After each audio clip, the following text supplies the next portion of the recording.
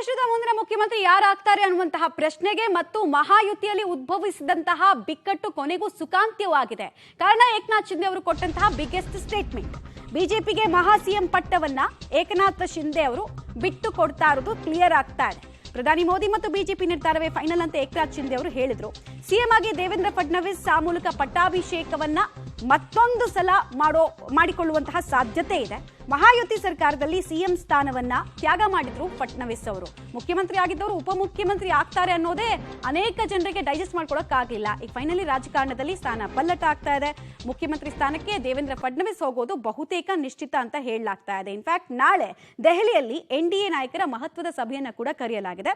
December 2ನೇ ತಾರೀಕು ಮಹಾರಾಷ್ಟ್ರದ ನೂತನ ಮುಖ್ಯಮಂತ್ರಿಯಾಗಿ ದೇವೇಂದ್ರ ಫಡ್ನವೀಸ್ ಅವರು ಅಧಿಕಾರವನ್ನು ವಹಿಸಿಕೊಳ್ಳುವ ಸಾಧ್ಯತೆ ಇದೆ. ಅದಕ್ಕೆ ಸಂಬಂಧಪಟ್ಟಂತ ಕೀ ಪಾಯಿಂಟ್ಸ್ ಬಂತು ನೋಡಿ. ಶಿವಸೇನೆಗೆ ಡಿಸಿಎಂ ಸ್ಥಾನವನ್ನ ಬಿಟ್ಕೊಡೋ ಸಾಧ್ಯತೆ ಇದೆ. ಪ್ರಾಬಬ್ಲಿ ಏಕನಾಥ್ ಶಿಂದೆ ಅವರ ರಾಜಕೀಯ ಉತ್ತರಾಧಿಕಾರಿಗೆ ಈ ಅವಕಾಶವನ್ನು ಬಿಟ್ಕೊಡೋ ಸಾಧ್ಯತೆ ಇದೆಯಂತೆ. ಅವ್ರ ಮಗ ಕೂಡ ಕಂಟೆಸ್ಟ್ ಮಾಡಿದ್ರು ಎಲೆಕ್ಷನ್. ಬಿಜೆಪಿಗೆ ಗೃಹ ಇಲಾಖೆ ಸೇರಿದಂತೆ ಪ್ರಬಲ 20 ಖಾತೆಗಳೇ ಇಟ್ಕೊಳ್ಳುತ್ತೆ ಅಂತ ಹೇಳಲಾಗ್ತದೆ. ಬಿಕಾಸ್ 132+5 ಅವ್ರ ಹತ್ರ ಇರುವಂತಹ ನಂಬರ್. ಏಕನಾಥ್ ಶಿಂದೆ ಶಿವಸೇನೆ ಬಣಕ್ಕೆ 12 ಖಾತೆಗಳನ್ನು ಕೊಡುವಂತಹ ಸಾಧ್ಯತೆ ಇದೆ. ಬಾರ್ಗೇನಿಂಗ್ ಹೆಚ್ಚು ಮಾಡುವ ಸ್ಥಿತಿಯಲ್ಲಿ ಸದ್ಯಕ್ಕೆ ಎನ್ಸಿಪಿ ಮತ್ತು ಏಕನಾಥ್ ಶಿಂದೆ ಬಣ ಇಲ್ಲ. ಅಜಿತ್ ಪವಾರ್ ಅವರ ಎನ್ಸಿಪಿ ಬಣಕ್ಕೆ 10 ಖಾತೆಯನ್ನ ಬಿಟ್ಟು ಕೊಡುವಂತಹ ಸಾಧ್ಯತೆ ಇದೆ. ಪವರ್ ಶೇರಿಂಗ್ ಫಾರ್ಮುಲಾನು ಕೂಡ ಕ್ಲೈಮ್ಯಾಕ್ಸ್ ಹಂತಕ್ಕೆ ಬರ್ತಾ ಇದೆ. ದೇಶದ ನಂಬರ್ 1 ಆರ್ಥಿಕ ರಾಜ್ಯ, ಇಡೀ ದೇಶದಲ್ಲೇ 47 ಲಕ್ಷ ಕೋಟಿ ಆರ್ಥಿಕತೆ ಇರುವಂತಹ ರಾಜ್ಯವನ್ನ ಆಳೋದು ದೇವೇಂದ್ರ ಫಡ್ನವೀಸ್.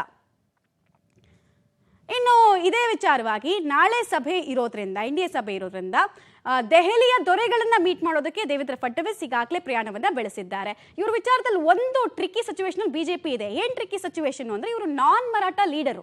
ಅಲ್ಲಿ ಮರಾಠ ಮೀಸಲಾತಿದ್ದು ಹೋರಾಟ ಆಗ್ಬೇಕಾದ್ರೆ ಒಬ್ಬ ನಾಯಕ ಹೇಳಿದ್ರು, ಇವ್ರೇನಾದ್ರೂ ಮತ್ತೆ ಮುಖ್ಯಮಂತ್ರಿ ಆದ್ರೆ ನಾವು ಮತ್ತೆ ಹೋರಾಟವನ್ನು ಮಾಡ್ತೀವಿ ಅಂತ. ಸೊ ಏನ್ ಮಾಡ್ತಾರೆ ಅನ್ನೋದು ಕುತೂಹಲ.